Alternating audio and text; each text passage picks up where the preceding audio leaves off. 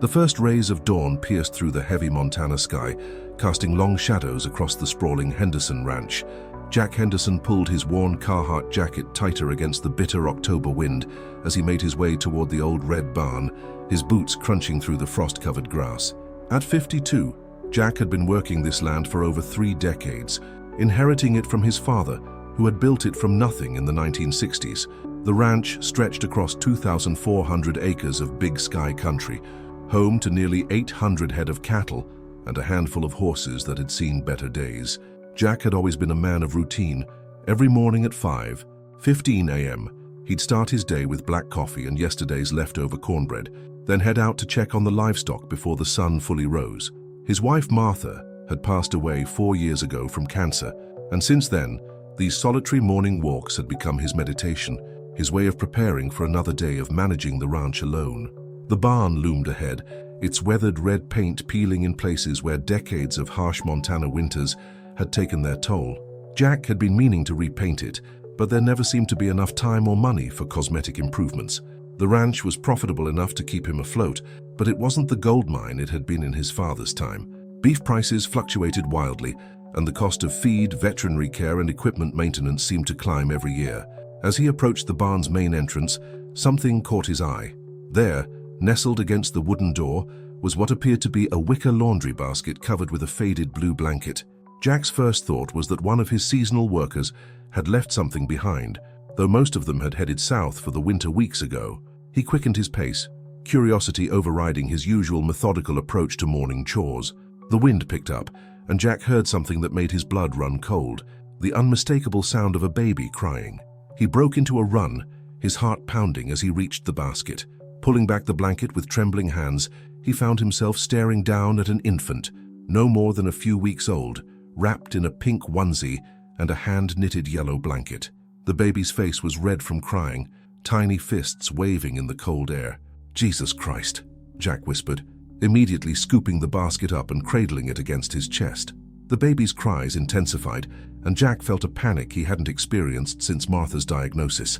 He looked around frantically, as if expecting to see someone who could explain this impossible situation. The nearest neighbor was 8 miles away, and the main road was barely visible from where he stood. Jack hurried toward the house, a modest 2-story farmhouse that he and Martha had renovated over the years. The white paint was starting to chip, and the front porch sagged slightly, but it had always been home. As he climbed the steps, juggling the basket and trying to fish his keys from his pocket, he noticed a folded piece of paper tucked under the baby's blanket. Inside the warm kitchen, Jack set the basket on the worn wooden table and carefully unfolded the note. The handwriting was shaky, as if written in haste or distress. "Please take care of her. Her name is Emma.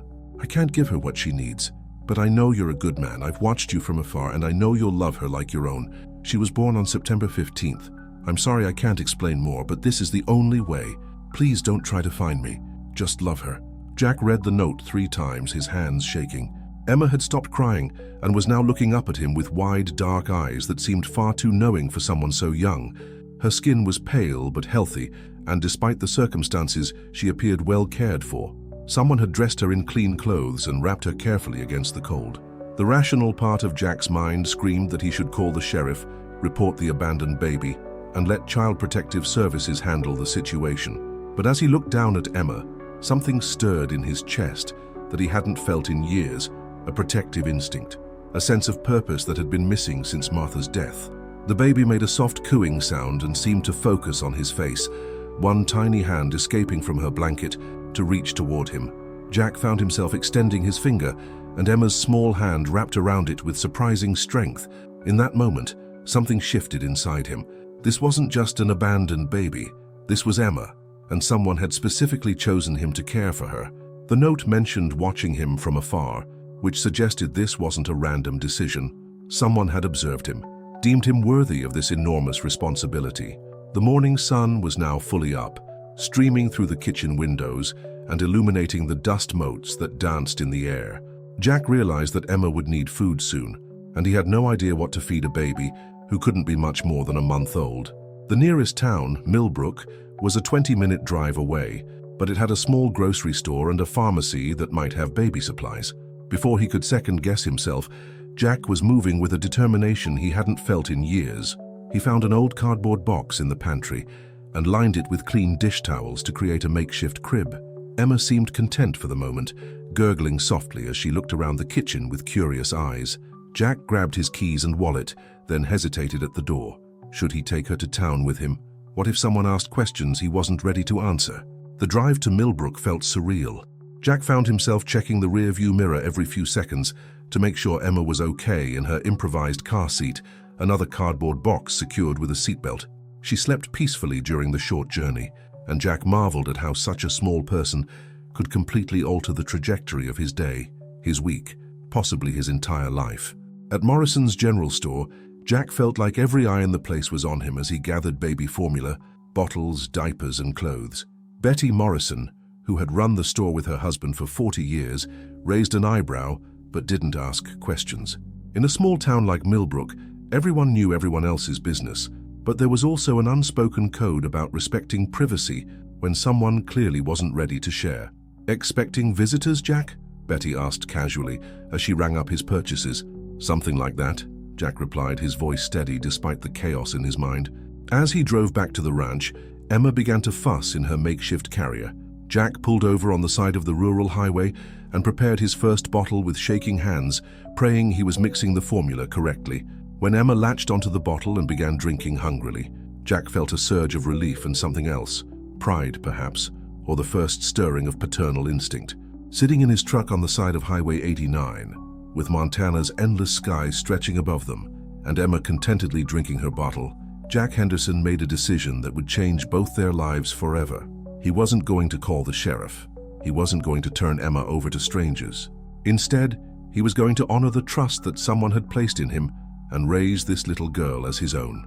The sun climbed higher in the sky, promising a warmer day, despite the early morning frost. Jack looked down at Emma, who had finished her bottle and was now studying his face with those remarkably alert dark eyes. "Well, little darling," he said softly, his voice carrying the hint of a smile for the first time in months, "I guess we're gonna figure this out together." 3 weeks had passed since Jack Henderson's life had been turned upside down by a basket and a baby. The initial shock had given way to a steep learning curve that left him exhausted, confused, and surprisingly fulfilled. Emma had settled into the farmhouse as if she'd always belonged there, though Jack was still figuring out the intricacies of caring for an infant while maintaining a working cattle ranch. The spare bedroom that had once served as Martha's sewing room had been hastily converted into a nursery. Jack had driven to Billings, the nearest city with a proper baby store, and returned with a crib, changing table, and enough supplies to stock a small daycare. The saleswoman, a patient grandmother named Rose, had taken pity on him and spent 2 hours explaining everything from diaper rash prevention to the importance of tummy time. "First time, Grandpa?" she'd asked with a knowing smile, as Jack struggled to understand the difference between newborn and size 1 diapers. "Something like that," Jack had replied, the phrase becoming his standard response to increasingly frequent questions around town. The routine Jack had maintained for decades was now completely disrupted. Instead of his solitary 5:15 a.m. coffee, he found himself up at 3 a.m., then again at 5 a.m., stumbling through the dark house to warm bottles and change diapers. Emma was a relatively easy baby, but she was still a baby, with all the unpredictability that entailed.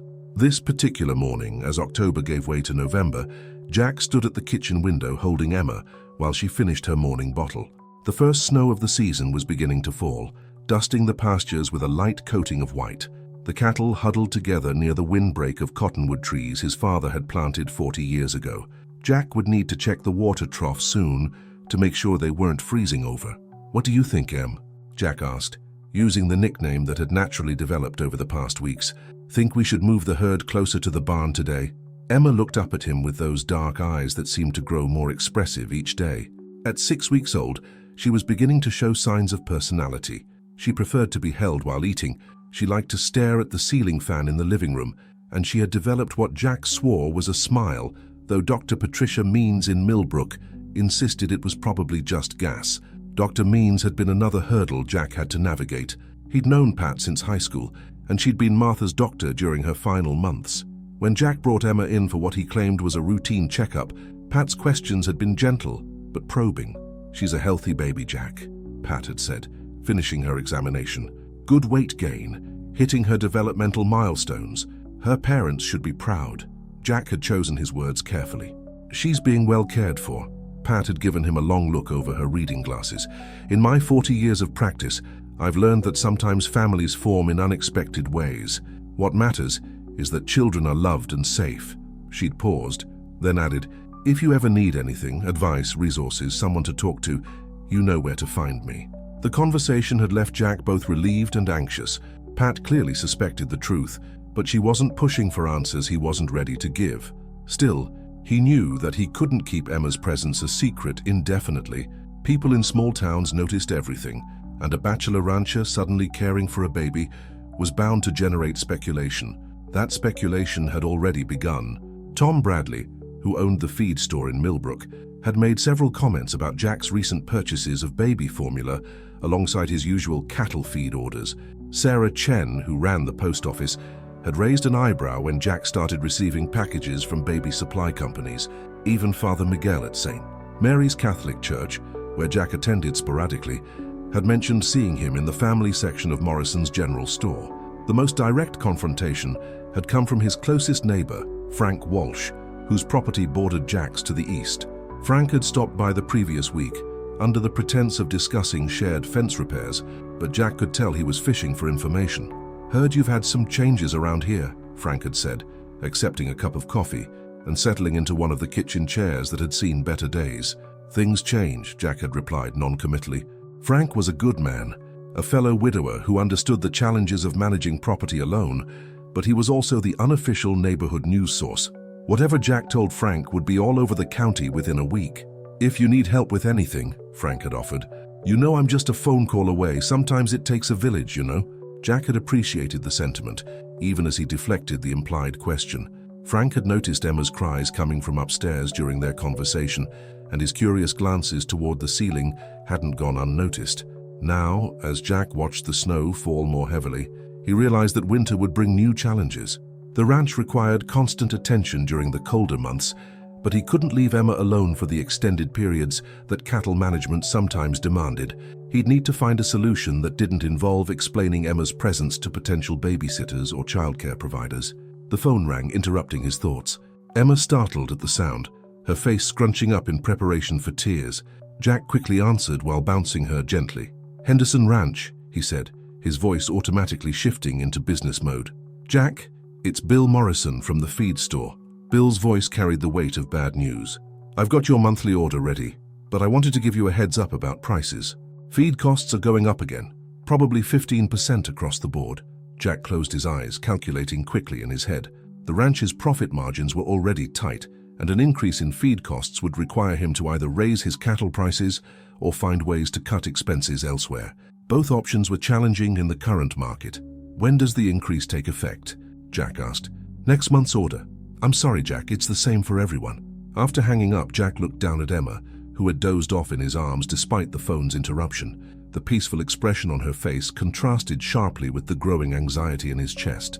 Raising a child was expensive under the best circumstances, but raising one on a rancher's unpredictable income added layers of complexity he was only beginning to understand. Emma would need clothes as she grew, medical care, and eventually education. Jack had some savings, but Martha's medical bills had depleted much of their nest egg. The ranch provided a living, but it wasn't a guarantee of financial security. As if sensing his troubled thoughts, Emma stirred and opened her eyes. She looked up at him with such trust and contentment that Jack felt his chest tighten with emotion. This little girl had no idea about feed costs or profit margins or the complicated logistics of rural childcare. She only knew that when she cried, someone came to comfort her, and when she was hungry, food appeared.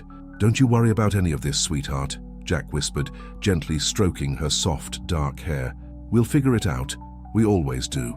Outside, the snow continued to fall, blanketing the ranch in pristine white. The cattle would need extra hay today, and Jack would need to break ice on the water troughs.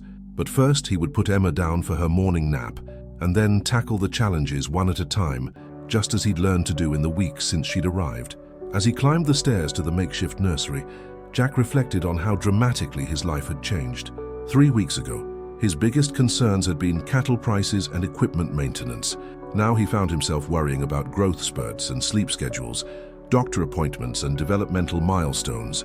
Yet despite the overwhelming nature of these new responsibilities, Jack felt more alive than he had in years. Emma had given him a purpose beyond mere survival, a reason to plan for the future instead of simply enduring each day. The bitter February wind howled across the Henderson ranch, carrying with it the promise of another blizzard. Jack stood at the kitchen window, Emma balanced on his hip, watching the snow swirl across the pasture where his cattle huddled against the storm. At nearly 5 months old, Emma had grown into a bright, curious baby who seemed fascinated by the Montana weather patterns. She pressed her small hand against the cold glass, her breath fogging the window as she babbled in her own private language. "Looks like we're in for a big one, Em," Jack murmured, unconsciously swaying back and forth in the gentle motion that had become second nature over the past months. "Good thing I moved the herd closer to the barn yesterday." The past 4 months had settled into a rhythm that surprised Jack with its normalcy. Emma slept through the night now mostly, which allowed Jack to maintain something resembling his old schedule. He'd hired Danny Martinez, a 19-year-old from town whose family had moved to Montana from Texas, to help with the daily ranch chores. Danny was reliable and didn't ask too many questions about the baby who had suddenly appeared in Jack's life, which made him worth every penny of his modest salary. The arrangement had worked well through the autumn and early winter. Danny would arrive at dawn to help with feeding and checking the cattle, while Jack handled the business side of the ranch and Emma's care. It wasn't the most efficient system, but it allowed Jack to keep both his livelihood and his new daughter, because that's how he'd begun thinking of Emma, as his daughter. The sound of a vehicle struggling through the snow-covered driveway interrupted Jack's thoughts. He squinted through the window and saw a white sedan making its way toward the house, fishtailing slightly on the icy gravel. Jack's stomach tightened with unease. In his experience, unexpected visitors in the middle of a snowstorm rarely brought good news. "Stay here, sweetheart," Jack said, settling Emma in her high chair with a few colorful plastic blocks. "Daddy's going to see who's come to visit." The word daddy still felt strange on his tongue, but it had emerged naturally over the months. Emma responded to it now, turning her head when he called and reaching for him when he entered a room. Whatever biological connection she might have with someone else, the emotional bond between them was undeniably real. Jack opened the front door before the visitors could knock, partly to prevent the sound from startling Emma, and partly because he wanted to control the interaction from the beginning. On his porch stood 2 people he didn't recognize, a woman in her 30s wearing a professional Navy coat, and a man about the same age in a sheriff's department uniform from the next county over. "Mr. Henderson?" the woman asked, pulling out a leather wallet that contained official-looking identification. "I'm Linda Reeves from Montana Child Protective Services, and this is Deputy Martinez from Park County. We'd like to speak with you about a child welfare matter." Jack's blood ran cold, but he forced his expression to remain neutral. He'd known this moment might come eventually, but he'd hoped he'd have more time to figure out the legal implications of his situation. "What can I help you with?" he asked, not inviting them inside despite the bitter cold. "Mr. Henderson, we've received reports about an infant in your care," Linda Reeves continued, her voice professional but not unkind. "We understand there may be some unusual circumstances, and we'd like to discuss the situation with you." From inside the house, Emma's cheerful babbling could be heard, along with the sound of plastic blocks being dropped on the high chair tray. The social worker's eyes sharpened at the noise, and Jack realized there was no point in denying Emma's presence. "Come in," he said finally, stepping aside to let them enter. "But I'll warn you, we're in the middle of preparing for a storm." The living room looked exactly like what it was, a bachelor rancher's home that had been hastily adapted for a baby. Emma's bouncy seat sat next to Jack's recliner. A basket of clean baby clothes waited to be folded on the coffee table, and formula bottles dried on a towel beside the kitchen sink. It was clean but cluttered, functional rather than aesthetic. Emma looked up from her high chair when the strangers entered, studying them with the same serious expression she reserved for new faces. She'd grown into a beautiful baby, with dark hair that curled slightly at the ends, and those expressive brown eyes that seemed to take in everything around her. "She's lovely," Linda Reeves said, and Jack detected genuine warmth in her voice. "How long has she been in your care, Mr. Henderson?" Jack considered his options. He could lie, but in small rural communities, lies had a way of unraveling quickly. He could tell the truth, but that might result in Emma being taken away immediately. Instead, he chose a middle path. "She came to me in October," he said carefully. "She needed a home, and I was able to provide one. And her parents," Deputy Martinez asked, speaking for the first time. His accent carried hints of the Southwest, and Jack wondered if he was related to Danny. "I don't know where they are," Jack replied, which was technically true. Linda Reeves pulled out a tablet and began taking notes. "Mr. Henderson, I need to be direct with you. We received an anonymous tip about an unreported child in your care. While we can see that she appears healthy and well cared for, the law requires that we investigate any situation involving the welfare of a minor." Emma chose that moment to drop all her blocks at once, creating a cascade of noise that made everyone in the room look at her. She clapped her hands together and laughed, clearly pleased with the effect she'd created. Despite the tension in the room, Jack found himself smiling at her delight in such a simple cause and effect. "Has she seen a doctor?"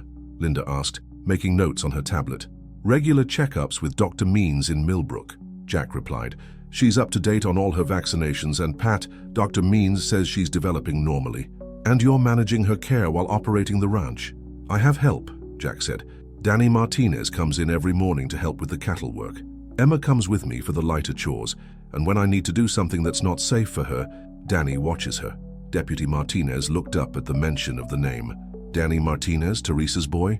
You know him?" Jack asked. "He's my nephew," the deputy replied. "Good kid. Teresa's mentioned that he's been working for a rancher who suddenly had a baby to care for." He paused, then added, "She's been wondering about the story behind that." Linda Reeves continued her questioning, covering everything from Emma's sleeping arrangements to her feeding schedule to Jack's plans for childcare as she grew older. Jack answered honestly, demonstrating his knowledge of Emma's routines and his commitment to her welfare. "Mr. Henderson," Linda said finally, "I can see that you care deeply for this child, and it's clear that she's thriving in your care. However, we have legal procedures that must be followed. If Emma was abandoned, as you're suggesting, there are proper channels for reporting that and beginning the adoption process." Jack felt his chest tighten. "What does that mean for Emma?" "It means we need to document this situation properly," Linda replied. "I'm not here to take her away from you today, but we need to start the legal process to ensure her placement is official and permanent. That's actually in both your best interests." Emma had grown fussy during the adult conversation, and Jack automatically moved to lift her from the high chair. She settled immediately against his shoulder, her small hand tangling in his shirt collar in a gesture that had become familiar over the months. "She knows you," Linda observed. "That's clear, and you clearly know her needs." Outside, the wind picked up, rattling the windows and reminding everyone that the storm was intensifying. Deputy Martinez glanced toward the door with concern. "We should probably head back before this gets worse," he said to Linda. "The roads are going to be impassable soon." Linda nodded, then turned back to Jack. "Mr. Henderson, I'll be in touch within the week to discuss next steps. In the meantime, please continue caring for Emma as you have been, and I'd strongly recommend consulting with a family law attorney about the adoption process."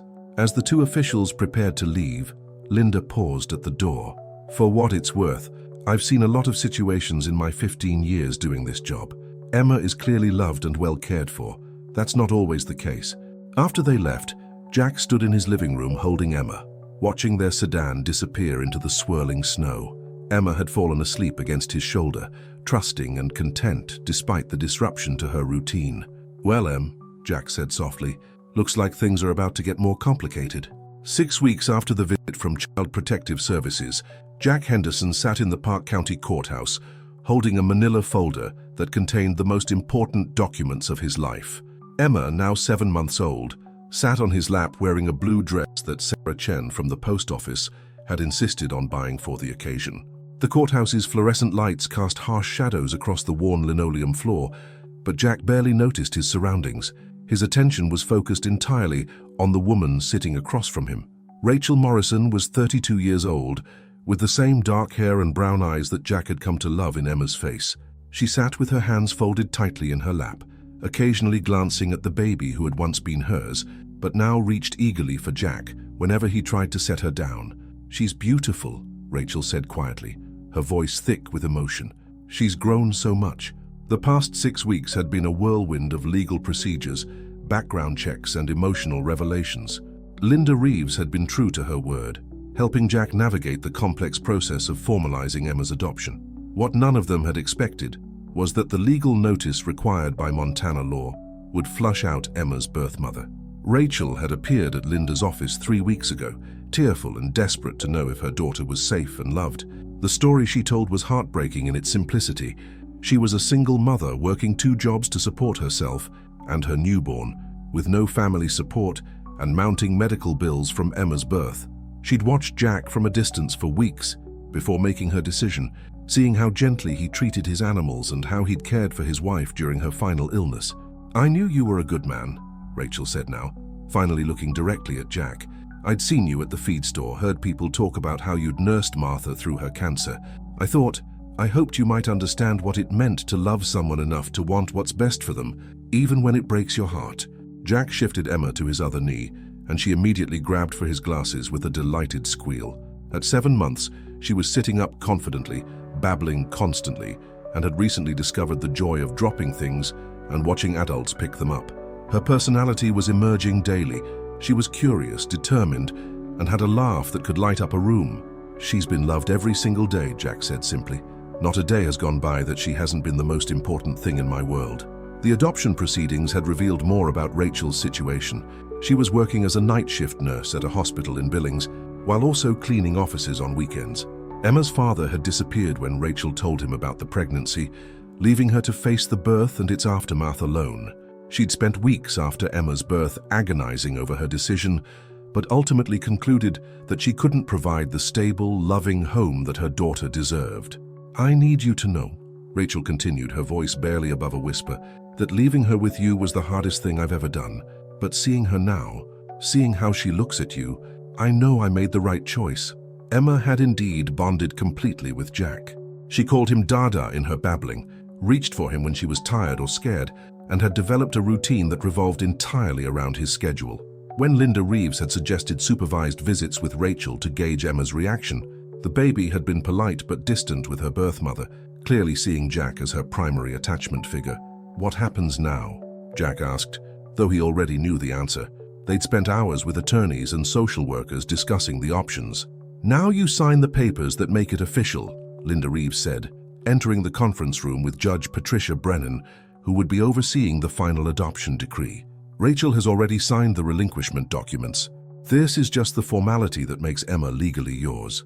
Judge Brennan was a woman in her 60s who had presided over family court in Park County for nearly 20 years. She'd seen every possible variation of family dysfunction and healing, and she approached each case with a mixture of legal precision and human compassion. "Mr.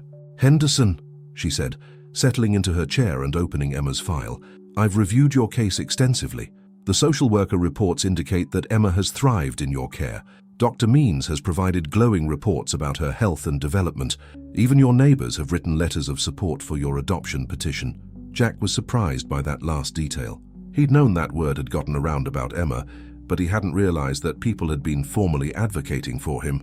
"Frank Walsh wrote a particularly compelling letter," Judge Brennan continued with a slight smile. "He mentioned that he's watched you transform from a grief-stricken widower into a devoted father, and that Emma has brought life back to your ranch in a way that's been beautiful to witness." Emma chose that moment to demonstrate her new skill of blowing raspberries, spraying saliva across the conference table, and causing everyone to laugh despite the serious nature of the proceedings. Jack automatically reached for the burp cloth he now carried everywhere, wiping her face while she grinned proudly at her achievement. "Ms. Morrison," Judge Brennan addressed Rachel directly, "are you certain about your decision to relinquish your parental rights? This is permanent and irreversible." Rachel looked at Emma one last time, tears streaming down her face. "I'm certain. She has a father who loves her, a home where she's safe, and a future I could never have given her. That's all I ever wanted for her." The signing of the documents took only a few minutes, but it felt like a lifetime to Jack. When Judge Brennan finally stamped the final decree and declared Emma officially adopted, the room erupted in quiet congratulations. Linda Reeves had tears in her eyes, Rachel was openly crying, and Jack felt a weight lift from his shoulders that he'd been carrying for months. "Congratulations, Mr. Henderson," Judge Brennan said, shaking his hand. "Emma is now legally your daughter in every sense of the word." After the courthouse proceedings, Rachel asked for a few minutes alone with Emma. Jack stepped outside, giving them privacy for what he knew would be their final goodbye.